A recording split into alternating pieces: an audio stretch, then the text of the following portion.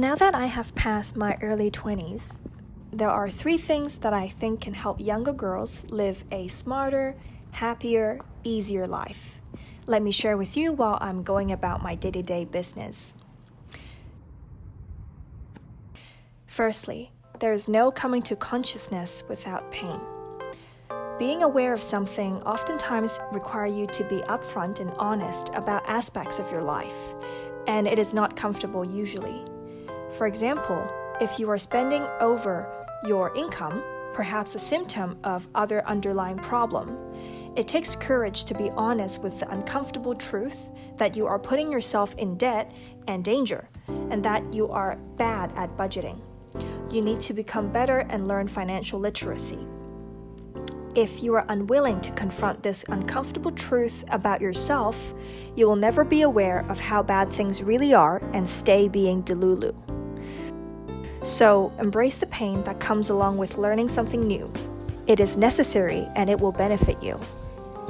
Secondly, only things attained with your ability are things you can keep. When you do not attain things such as job, positions, titles, skills, knowledge, wealth, and more by your own effort, you will not know the back-breaking pain and challenges that occur along the way to attain aforementioned things. You will also be oblivious to the mechanisms of how these things work and methods of attainment, such as how do you do a specific task? What should you do in this position? How do I get that amount of money? Therefore, you will end up not knowing what to do with these aforementioned things and eventually unable to maintain the benefits reaped, perhaps undeservingly at the first place. For example, there are people who live a very mundane life and one day wins a 1 billion lottery by pure luck. They have never trained themselves to invest in stocks, bonds, or even discipline themselves into having a saving habit. What happens time and time again is that they will squander that money within 3 months on unnecessary wants, from drugs to flashy cars, instead of investing the money and letting that money grow. Before you know it, they are back living a very mundane life, perhaps even paycheck to paycheck. Thirdly, people who act really close or say they are family at the initial stage of getting to know each other do not have your best interests at their heart, especially at the workplace. Everyone has their guard on somewhat when they meet somebody new, and for good reason.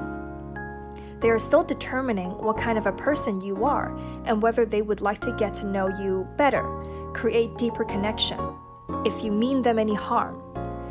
A person who tries too hard to reduce this distance initially between you, chances are it's not that they don't have their guard on, they simply want to lower yours. There is no benefit for you to believe and take in everything somebody says at the drop of a hat, but there is much benefit for them, especially if they are supervisors at your workplace. Never trust these people. It is a trick of manipulation and they know what they're doing. Keep it polite and keep your guard up. Observe, and in time, they will reveal to you what kind of a person they really are. That's it for the video. I hope you enjoyed listening to my story. I learned these lessons the hard way, and I hope it makes your life a little easier. Let me know in the comments below, what did you learn in your 20s, and how did you learn them? As usual, thank you for watching the video. If you like the video, please consider subscribing. And if you'd like to get to know me a little better, you can follow me on Instagram. My Instagram handle is in the description box below. And I'll see you in the next video.